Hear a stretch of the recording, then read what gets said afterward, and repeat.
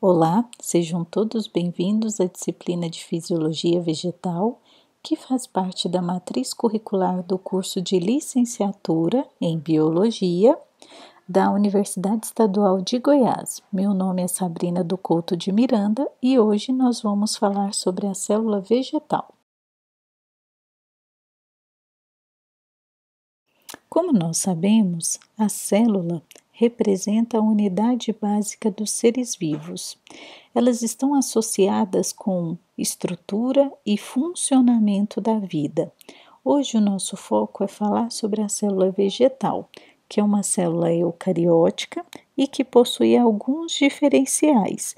Por exemplo, a célula vegetal tem parede celular de celulose, tem vacúolo e tem plastídeos, algumas estruturas que são encontradas apenas na célula vegetal. Além disso, a célula vegetal possui membrana plasmática, citoplasma, organelas envolvidas por membranas e também organelas não membranosas e o núcleo, que é extremamente importante para o funcionamento desta célula. Uma característica interessante também da célula vegetal é que o citoplasma ele está em constante movimento.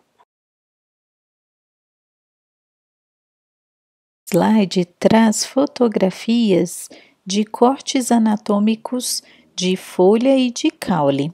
Nós observamos a organização dos tecidos, ou seja, várias células organizadas entre si. Porque as plantas, elas são organismos complexos, multicelulares, ou seja, em sua composição elas possuem milhares e até milhões de células. Estas células se agrupam em tecidos, que por sua vez constituem os órgãos, e nós podemos observar que o formato dessas células variam de acordo com o tecido e de acordo com o órgão. Este esquema traz a representação de uma célula. Então, aqui nós vemos que a célula ela é constituída por várias organelas e nós vamos comentar um pouco sobre cada uma dessas organelas. Então, observem com cuidado, vejam os nomes, analisem o formato, o desenho. Claro que isto é uma representação muito didática, para nos auxiliar no entendimento desta unidade básica das plantas e dos seres vivos. Estaremos falando sobre a parede celular. Imagine que nós estamos entrando no interior de uma célula vegetal. A parte mais externa é a parede. Então, agora nós estamos conhecendo esta estrutura. O tamanho e o formato da célula é definido pela parede celular. Ela está associada a funções como absorção, transporte, secreção de substâncias, também defesa contra bactérias, contra fungos. Isto porque ela possui algumas substâncias, como as fitoalexinas e a própria lignina, que auxiliam nisto. O principal componente da parede celular das plantas é a celulose, mas juntamente com a celulose há componentes não celulósicos, como hemicelulose, pectinas, glicoproteínas. E uma parede celular de uma célula é soldada à parede celular da célula adjacente através da lamela mediana. Essa lamela, então, conecta, une, cimenta duas células adjacentes e muitas vezes nem é possível separá-la, distingui-la assim tão facilmente. A parede celular também ela varia em espessura dependendo do órgão, do tecido, né? Onde esta parede está associada às células que compõem. E ainda, no quesito composição desta parede, podemos encontrar calose, lignina, suberina, cutina e ceras. Como eu disse no slide anterior, a lamela média ou lamela mediana, ela é uma substância intercelular, ou seja, ela cimenta, ela conecta as paredes celulares das células adjacentes. Ela é rica em pectina. A parede celular primária, que eu coloquei como PC, ela é depositada primeiramente. Então, ela é depositada antes e durante o crescimento da célula. Ela é encontrada em células vivas, metabolicamente ativas, e ela apresenta campos de pontuações, que seriam locais onde essa parede celular ela é mais fina ou ela está ausente e ela possibilita a passagem dos plasmodesmos. Aqui embaixo no slide eu coloquei que os plasmodesmos, eles conectam o protoplasto de uma célula com a outra através aí da passagem dos desmotúbulos.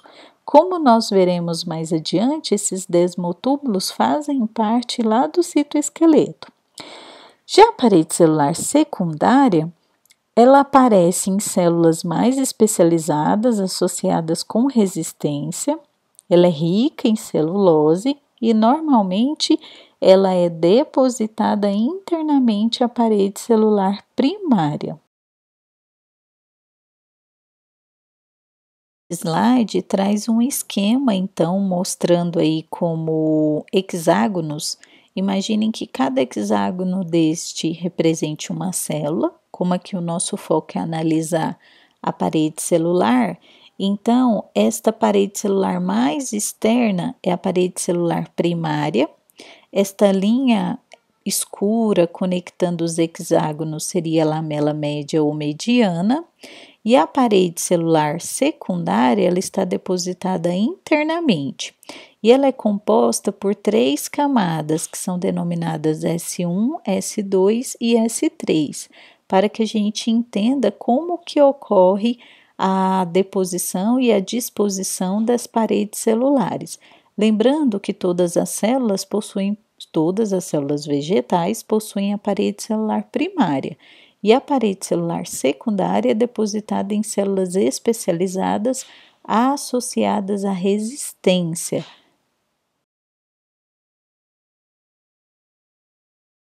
Continuando o nosso exercício de abstração de entrar em uma célula vegetal, então nós abrimos a parede celular e agora estamos entrando na célula. O que encontramos? A membrana plasmática. A membrana plasmática, ela tem como principal função coordenar, mediar o transporte de substâncias e também a própria síntese da parede celular. Ela também está associada à detecção de sinais bioquímicos, sinais hormonais, está associada ao crescimento, à diferenciação da célula, do tecido, consequentemente. E como nós vamos ver no próximo slide, a composição dela é bicamada lipídica com proteínas. Este esquema mostra, então, um pedacinho desta membrana plasmática. Então, a gente vê a bicamada lipídica aí de fosfolipídios e também proteínas que podem ser periféricas, integrais, transmembrana. Então, a gente tem aí a face mais externa, que estaria voltada à parede celular, digamos assim, e a face mais interna que estaria voltada ao citoplasma. Então, aí a gente consegue, nesse esqueminha, ter uma noção de como é a organização estrutural da membrana plasmática. Continuando o nosso exercício de abstração, entramos na célula. Na verdade, entramos no citoplasma, que é este líquido viscoso onde todas as organelas estão mergulhadas, estão embebidas. E aí nós vamos procurar o núcleo, será a primeira que nós vamos comentar.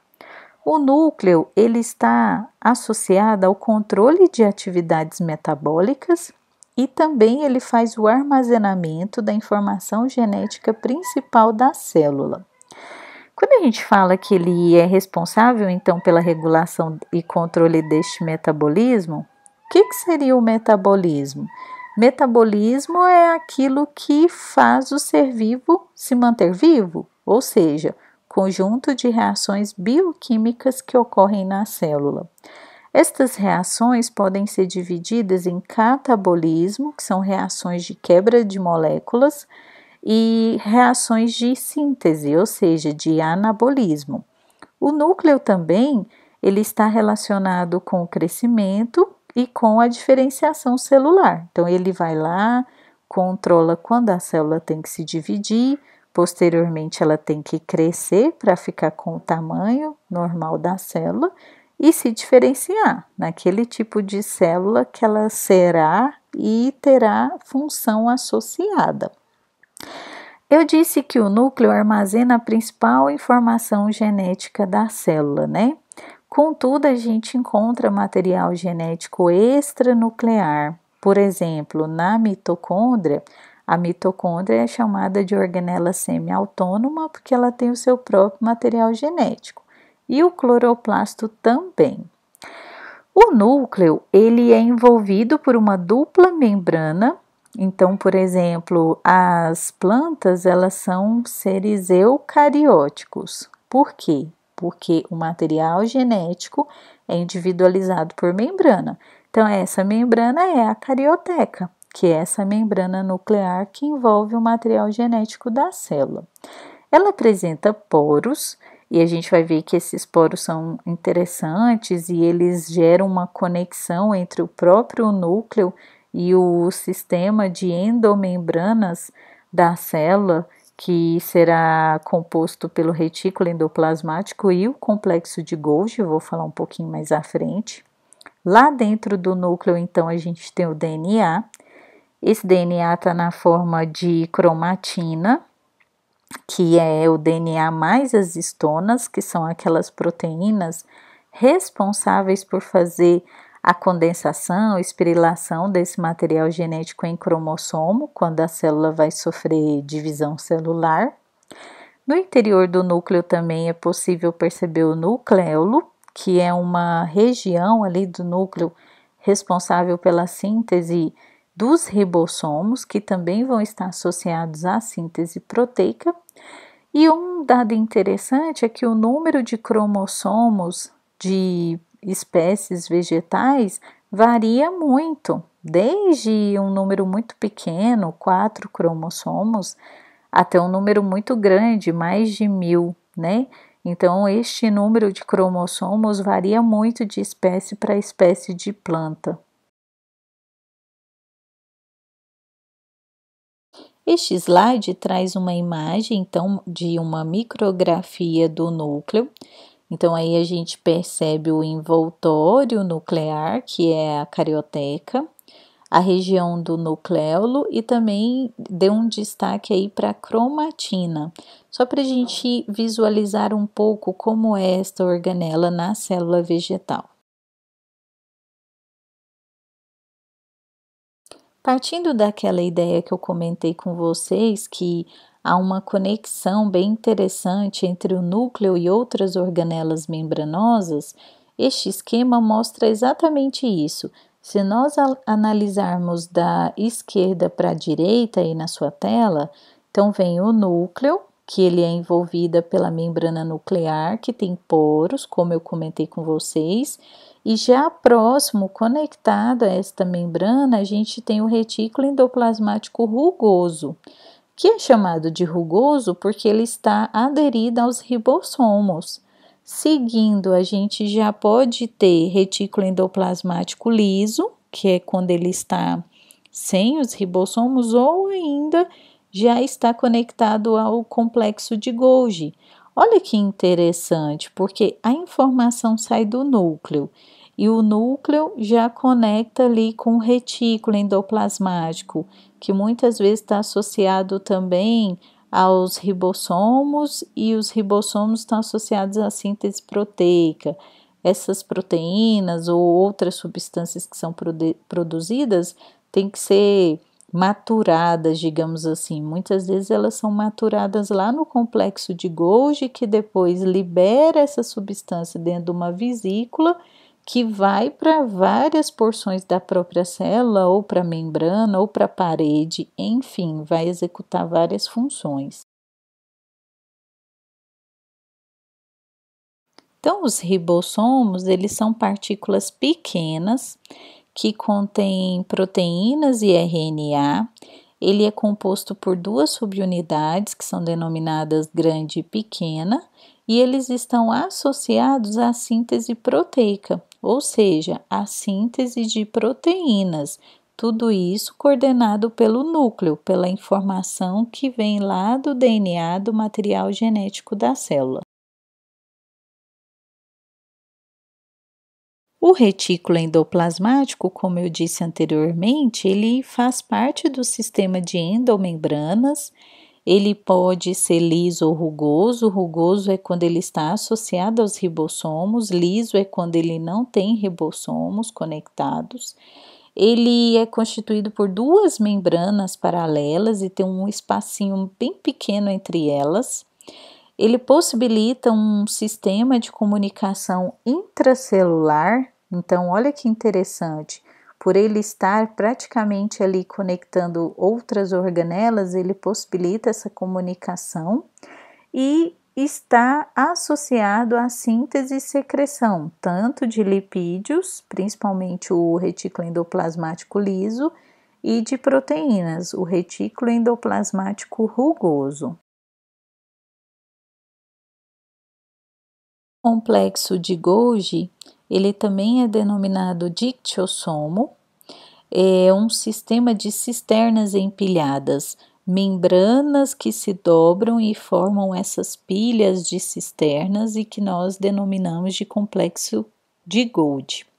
E quando eu fico falando de sistema de endomembranas, de organelas membranosas, como o retículo endoplasmático, como o complexo de Golgi, nós temos que lembrar que são membranas mesmo. Lá atrás eu comentei com vocês da membrana plasmática, que tem aquela estrutura bem conhecida por vocês, que é a bicamada de fosfolipídios e proteínas. Aí a gente fica pensando, nossa, será que a membrana plasmática a membrana, né, que é um tipo de membrana parecida com a membrana plasmática do complexo de Golgi ou do retículo endoplasmático, são idênticas? Como que elas se diferenciam? Na verdade, a estruturação é muito parecida. Vai ter a bicamada lipídica e vai ter proteínas. E é exatamente nas proteínas que ocorre a diferença. Então, a membrana do núcleo, a membrana do retículo endoplasmático, a membrana do complexo de Golgi vai variar no tipo de proteína que está na composição dessa membrana, tá bom? Outra coisa é que o complexo de Golgi ele é dividido em face cis e face trans. O que seria essa face, esse lado dele? Cis seria o lado de formação de compostos, e trans seria maturação. Lá atrás, naquele esqueminha mostrando que o retículo endoplasmático e o complexo de Golgi se conectam, se vocês voltarem, vocês vão detectar qual é a face cis, qual é a face trans. Ele está associado então com secreção de substâncias, por exemplo, a própria hemicelulose, que entra lá na composição da parede celular, as pectinas, as glicoproteínas e outras substâncias também. Agora nós vamos falar sobre os plastídeos. Professora, por que você não está falando cloroplasto? Porque na célula vegetal, por mais que o cloroplasto seja o mais conhecido, a gente tem outros plastídeos ou plastos, né? Que seria essa família aí de organelas. Então, são organelas que possuem o seu próprio material genético, então elas são semi-autônomas, estão associadas tanto com armazenamento e fotossíntese. O cloroplasto ele é mais famoso, mais conhecido, porque ele tem clorofila, que é o pigmento associado à fotossíntese. Mas nós também temos os cromoplastos, que são plastídeos que têm outros pigmentos, principalmente os carotenoides, que esses pigmentos estão associados a outras funções na célula, e também os leucoplastos, que fazem armazenamento, por exemplo, de amido, de óleos, de proteínas. Os plastídeos, eles são envolvidos por duas membranas, então tem uma membrana externa, uma membrana interna. Os tilacoides, que são essas pilhas de membranas no interior do plastídeo, e o estroma, que seria esse líquido que está envolvendo ali o interior, que está preenchendo, né, o interior da organela. E os proplastídeos são encontrados em células meristemáticas, ou seja, células indiferenciadas que têm uma alta capacidade de divisão celular. E como elas são células indiferenciadas, então elas têm os precursores dos plastídeos. Então, eles podem se diferenciar em cromoplasto, leucoplasto ou ainda cloroplasto.